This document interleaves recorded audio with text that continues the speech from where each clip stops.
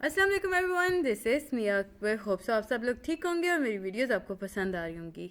आज ही हम लोग ECE 202 का लास्ट वीडियो बना रहे हैं मिड टर्म रिलेटेड, यानी लेक्चर 18 से स्टार्ट कर रहे हैं और 22 तक कवर कर देंगे। उम्मीद है कि आपको पिछले सारे चीज़ें क्लियर हो चुकी होंगी। तो चलिए अपनी वीडियो करते हैं स्टार्ट। तो हमारे पास सबसे पहले जो आता है वो है movement to enhance motor development.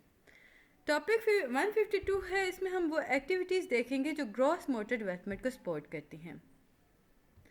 Gross motor skills जो होती हैं इनमें हो क्या रहा होता है, कंट्रोल हो रहा है आपके आर्म्स पर, लेग्स पर, हेड पर और ट्रंक।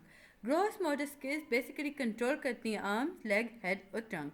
चाइल्ड केयर जो होते हैं वो प्रोवाइडर्स जो होते हैं वो प्रोवाइड कर देते हैं, वो हेल्प कर देते हैं बच्चों की ग्रॉस मोटर स्किल्स को इन्हांस करने के लिए, डेवलप करने के लिए। रन करवा के अब कैसे वो करते हैं, अपॉर्चुनिटीज़ कैसे प्रोवाइड कर रही होती है। रन हो रहा होता है, जंप हो रहा होता है, हुप हो रहा होता है, थ्रो एंड कैच हो रहा होता है।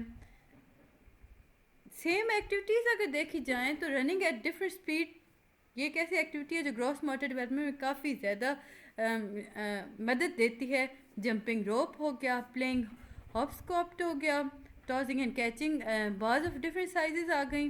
तो इसमें से आप कोई से 4-5 याद कर लो। फिर आपके पास आती है fine motor skill. Fine motor skill जो होती है ये कंट्रोल करती है स्मॉल मसल्स को। ये स्मॉल मसल्स होते हैं आपके हैंड, फीट, फिंगर और टोज के अंदर।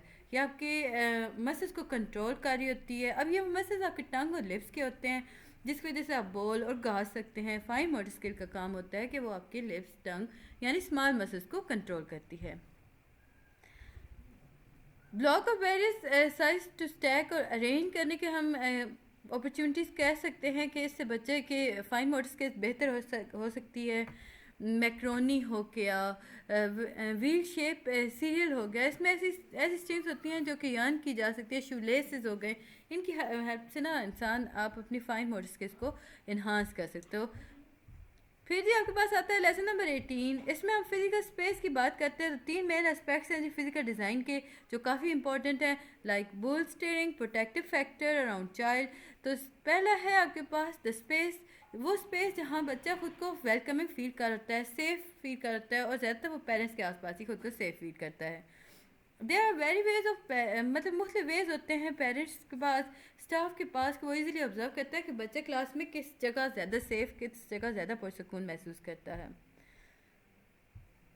फिर जी आपके पास आता है the centre typical include space for parent and children too. तो इसमें क्या होगा कि वो अटेंड करता है क्लास और वर्कशॉप्स को, सिट करता है, बातें करता है, लाइक वो एक दूसरे से बात कर रहे होते हैं, विद स्टाफ कर रहे होते हैं, तो भी आपके ये काफ़ी हेल्पफुल होता है। बच्चे अपने शेयर करते हैं फूड को। पर्सनल स्पेस, पर्सनल स्पेस बहुत इंपॉर्टेंट सोशल स्किल है बच्चों के लिए। लाइक एलिमेंट्री स्कूल्स के अंदर बच्चा सीखता है, प्रैक्टिस करता है, ग्रो करता है, अंडरस्टैंड करता है ना अपनी पर्सनल स्पेस को, जिसमें वो इंगेज कर रहा होता है सक्सेसफुली हर दिन की इंट्रैक्शन को, पर्सनल रिलेशनशिप बना रहा होता है पीर और अडल्ट के साथ। फिर जी आपके पास आता है बहुत सारे लोग जो होते हैं वो रेफ़र करते हैं स्पेस को, वो नीड जिसके दरमियान वो खुद या किसी से भी वो कंफर्टेबल बात कर सकें, या वो ऐसे मकाम, ऐसी जगह जिसमें वो खुद को कंफर्टेबल फील कर रहे हों। लाइक आप उसे कह सकते हो स्पेस बबल। कभी कभी बच्चे अपनी फैमिली के साथ काफ़ी ज़्यादा सेफ महसूस कर रहे होते हैं, हमेशा ही होता है, कभी कभी नहीं होता। Modelling good personal space, modelling good personal space जब हम स्टूडेंट के साथ देखते हैं तो बहुत इंपॉर्टेंट है। ये फर्स्ट स्टेप है आपकी टीचिंग का, जहाँ आप स्टूडेंट को यूज़ करना, उनको रिस्पेक्ट करना सिखाते हो। आप ये इस तरह ये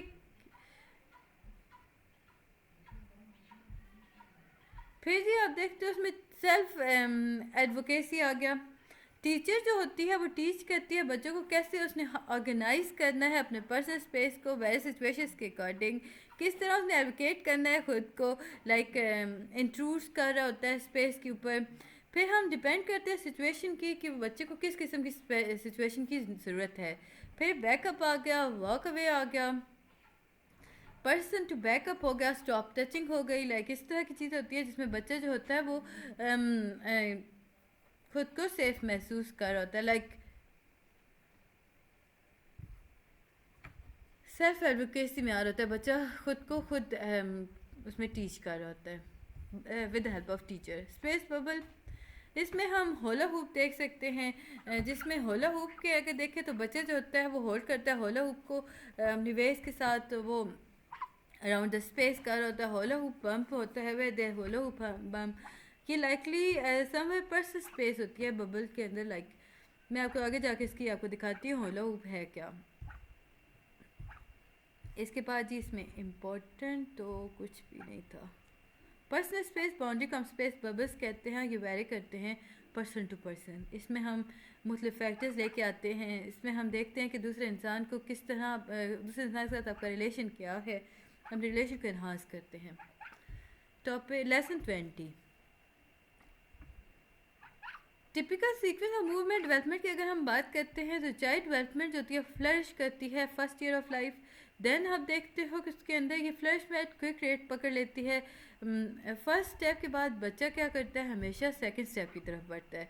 तो हम कहेंगे कि इसका रेट जो होता है वो रैपिड रेट होता है। रिफ्लेक्स, न्यू बॉर्न बेबी जो होता है वो अर्लीस्ट मूवमेंट शो कर रहा होता है, जो इनवॉलंटरी होती हैं वो हैपन करती हैं आउट ऑफ रिफ्लेक्स।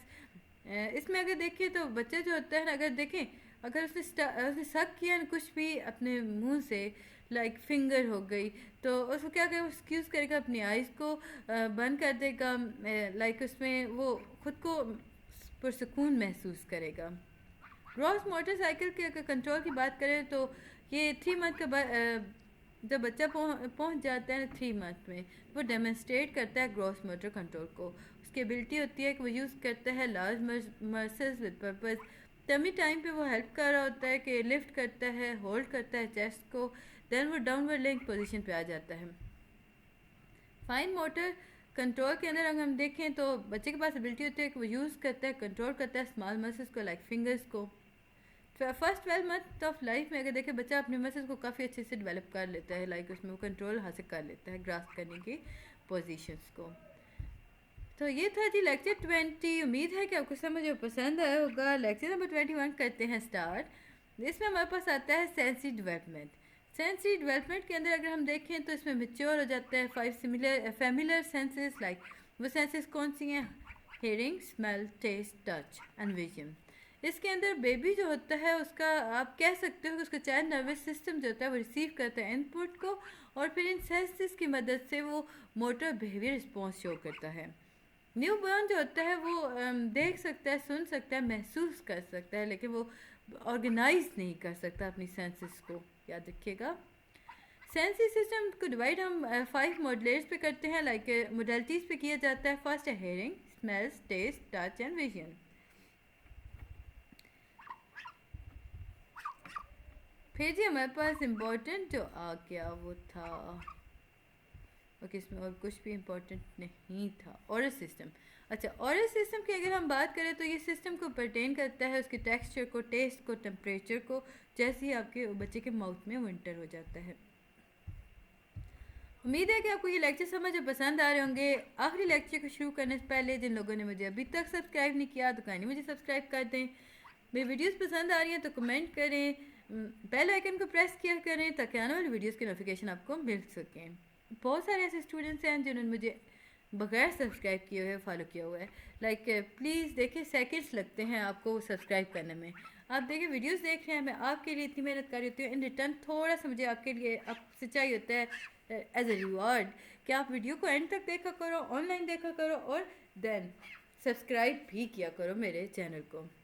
हेयरिंग, अब न्यू बॉर्न्स जो होते हैं वो कुछ साउंड्स को ना वो नहीं सुन सकते, बट बहुत सारी ऐसी हेयरिंग होती हैं, ऐसी चीज़ें होती हैं जो वो सुन लेते हैं। अब ये नहीं सुन सकते, इससे मतलब ये हुआ कि उनकी सेंस ऑफ हेयरिंग डेवलप नहीं हुई, ऐसा नहीं मतलब होता। इसका मतलब ये होता है कि कुछ स्पेसिफिक साउंड्स होती हैं बच्चा उन्हें रिकग्नाइज नहीं कर सकता, उसकी सेंस ऑफ हेयरिंग जो होती हैं वो वेल डेवलप होती हैं।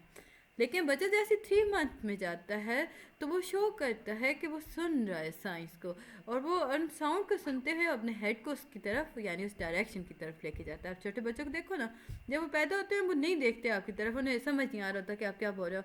जैसे ही वो 3 मंथ के होंगे ना तो आप जिधर बोलोगे वो उस तरफ अपने हेड को मूव करेंगे। न्यू बॉर्न्स के पास सेंस ऑफ स्मेल जो होती है वो एक्यूट होती है, वो उसे डिफरेंस पता होता है अपनी मदर और दूसरे की मदर से। फिर जी हम देखें इसमें अगर इम्पोर्टेंट तो टेस्ट। न्यू बॉर्न जो होता है वो डिस्टिंग्विश कर सकता है स्वीट, सॉल्टी और सोर और बिटर टेस्ट के दरमियान, यानी वो टेस्ट को डिफ्रेंशिएट कर सकता है। टच, जो टर्म टच है यहाँ पे यूज़ हो रही है डिस्क्राइब करने के लिए सारी फिजिकल सेंसेशंस को जिसमें वो फेल्ट करता है थ्रू द स्किन। टच जो है ये सिंगल सेंस है बट इसमें सेवरल पॉइंट्स आ जाते हैं। ये सेपरेट नर्व्स है, स्किन को रजिस्टर करती है, लाइक वो तो बताती है कि आया हीट है, कोल्ड है, प्रेशर है, पेन है, टच है। सेंसरी सिस्टम डेवलपमेंट है न्यू बॉर्न के देखें तो विजन, हम विजन की बात करते हैं। छोटा बच्चा जो होता है वो फोकस करता है ऑब्जेक्ट को अबाउट 8 to 15 इंच अवे। एक मंथ के अंदर वो 3 फीट अवे कर लेता है। उसके पास लिमिटेड कलर विजन होता है, लेकिन जैसे ही वो 2 मंथ में आता है, यानी एक मंथ में उसने क्या किया, उसने 3 फीट देख लिया, अवे देख लिया, फिर उसने लिमिटेड कलर विजन था। 2 मंथ के अंदर वो डिस्क्रिमिनेट कर सकता है, बेसिक कलर्स के अंदर वो अचीव कर लेता है फुल कलर वर्जन, और 4 to 7 मंथ ऑफ एज के अंदर। फिर हमारे पास डेप्थ परसेप्शन डेवलप हो जाती है बिटवीन 3 और 7 मंथ। बच्चा जो होता है फुल अडल्ट एक्यूटी हासिल कर लेता है 20-25 ईयर के दरमियान, यानी ड्यूरिंग हर सेकेंड ईयर 20-25% वो अचीव कर लेता है अपने सेकेंड ईयर के अंदर। फिर जी सेंसरी प्रोसेसिंग आ गया, इसमें हम सेंसरी इन्फॉर्मेशन न्यू बॉर्न की देते हैं जिसमें वो डेवलप करता है प्रोसेसिंग स्किल्स को। इसमें वो देखता है कि कैसे incoming sensory information effectively act कर रही है इसके इन्वायरमेंट को। वो और स्टिमुलेट करता है अपनी सेंसरी इन्फॉर्मेशन को। इन्फिनिट जो होता है वो ख़ुद को हेल्प कर लेता है कि वो ख़ुद को कैसे काम करेगा। फिर जी आपके पास इसके अलावा जो इम्पोर्टेंट था वो था टेंडम। टेंडम जो अगर इन टेंडम डेवलपिंग को हम बेटर कंट्रोल करते हैं मोटर स्किल्स की मदद से। अब यहाँ पे बताया गया था कि जो लर्निंग प्रोसेस होता है, सेंसेशन होती है मूवमेंट की, वो बॉडी से आती है, यानी वेस्टिबुलर और प्रोप्रायोसेप्टिव नर्व रिसेप्टर्स की वजह से और होता है। इसमें बच्चा जो होता है वो मैच्योर हो जाता है, वो सीख लेता है मुख्तलिफ साइड्स को, साउंड्स को। उम्मीद है कि आपको ये सारी चीज़ें समझ और पसंद आई होंगी। तो ये था जी आज का हमारा last lecture mid term related. मैं आपके लिए हर चीज़ को बहुत आसान कर दिया।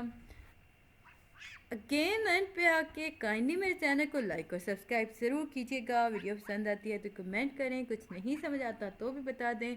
मिलते हैं जी नेक्स्ट वीडियो में, तब तक के लिए अल्लाह हाफिज़ and best of luck for your mid term.